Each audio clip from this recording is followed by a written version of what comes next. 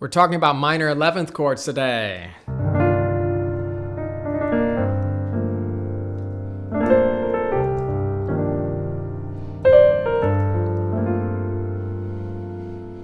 So in case you haven't heard of minor 11th chords, that's what they sound like. I was playing C minor 11 and G minor 11.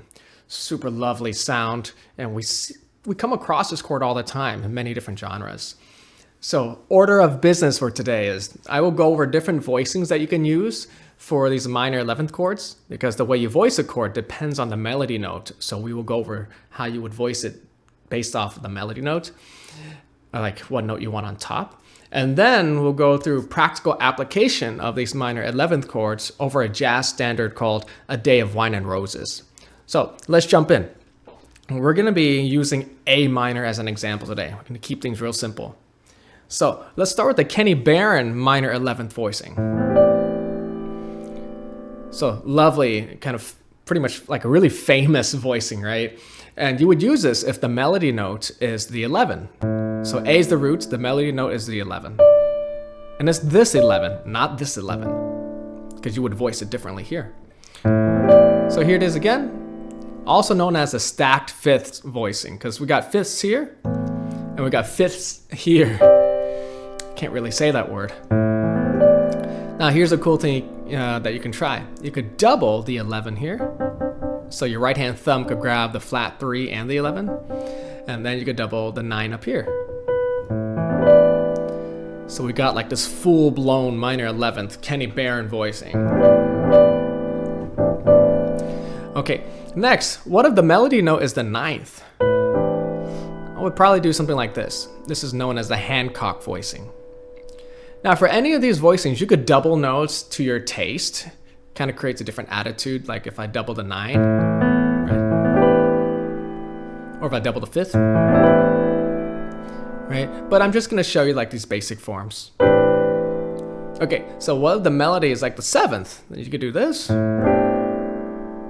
right? Make it my 5th in there. Yeah, that's it. So you could double the 7, you know, things like that. And then what if the melody is the 11th, right? The lower 11th. Then we would just do this. Sorry, my MIDI thing, my little virtual keyboard's acting up. Okay, and let's stop there for now. You won't really run into situations where you're gonna play a minor 11th chord, like where the melody is this low 9. Because the 11 down here, right? That's not a great sound. But that's a whole different topic, right? The range of the piano and how you would voice chords based off of the key you're in. Well, not key, but the root note, right? Because A minor 11 doesn't sound great here. But that same voicing sounds really good for D minor 11 because of the range. So that's something you always need to consider when you're voicing.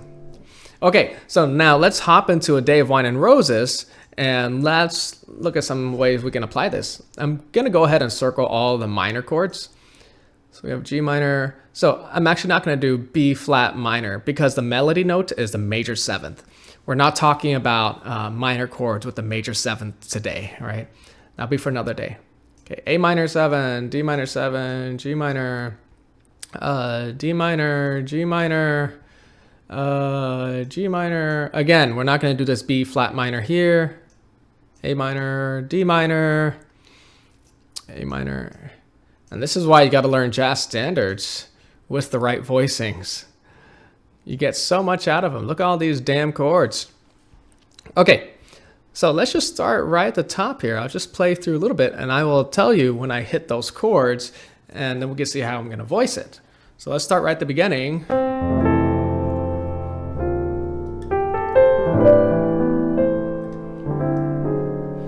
Right here, the G minor 7's coming up. All right, look at that. Actually, let me do that. I like this one more. So this is the Hancock voicing, right? I don't know if I gave it that name earlier, but yeah, it's also known as the Hancock voicing. So we have the 1, 5, flat 3, and then the 11, the flat 7, and the 9 up in the right hand. And if you can't reach that, you could get you can use this fingering. You can't see my hands, but I'm doing finger 2 of the right hand on the B flat here. So like 2, 1, 4, 5. Okay, let's continue from there.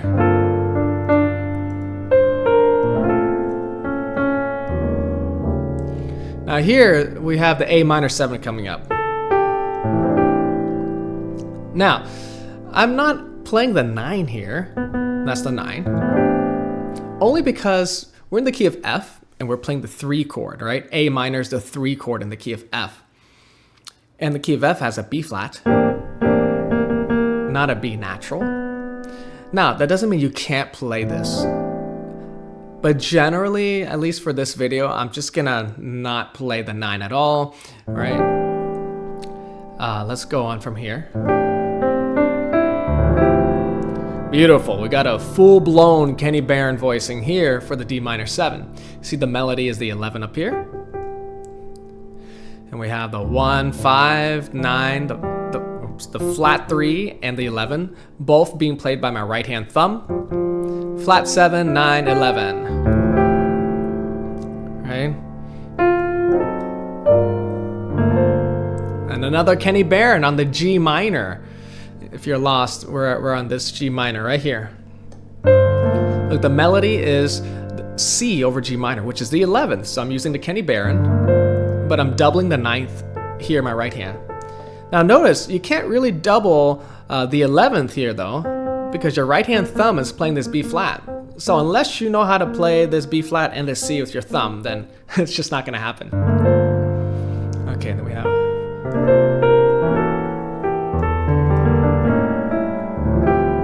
And look, we're at the D minor 7. We have the same exact voicing we used earlier on the first D minor, right? Because it's the same melody note. It's the 11th of the minor chord. Now this one here, you know, you could do 11, minor 11. I typically don't do minor 11th when the melody note is the root note, right? There's just something about it that doesn't really work for my ears. I think it's the 5th interval that is created here. Something about that is just not very strong. But if the melody note is a flat 7 right next door, that's lovely. Even if it's the 9 right here, right? Beautiful. Right, the Hancock voicing, basically. But when it's the root note, it's not a great sound, at least in my opinion. Maybe some of you can make it work, but not me. Okay, anyways, going on. I'm back to the F major now.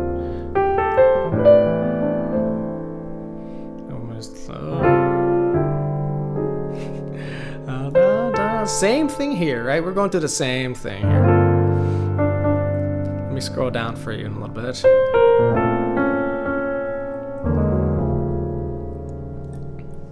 Let me scroll this. Okay, we're at the bottom, right? We are here now, this E flat 7. Same deal with this A minor. I'm not going to play the 9th because we're in the key of F. We're playing the 3 chord.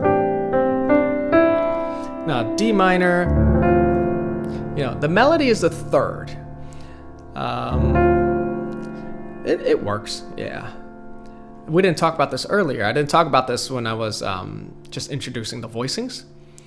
Yeah, for this one, you could do like 1, 5, 3, 7, 3, and then add an 11 here in your thumb. It's really just next door to the Kenny Barron, right? The Kenny Barron is this. And then this, you just move the melody down. But then you have to add the 11 somewhere else, so you can add it right here. Now, a lot of people don't like this rub between the 9 and the 3rd. I think it's fine. Alright, but if you don't like that, then just don't play the 9. So we just don't have a 9 there. Okay, anyways, moving on. Oops, that's not right. Then we have... So same thing here, we have the A minor, so we're just, you can add the 11 right there, right? And look at that, D minor with the 11 in the melody. It's like the 3rd time now, right? Same voicing. Fully blown Kenny Barron. Now G minor 7, you can do the Hancock voicing, right? And I think that wraps it up. And then for the turnaround, if you're going to do the turnaround, we have the melody note as the flat 7 of the G minor. You can do this, right? Beautiful voicing. Add a 5th here. I'm doubling the 7, or if you don't double things, it looks like this in its purest form, I guess you could say. Right.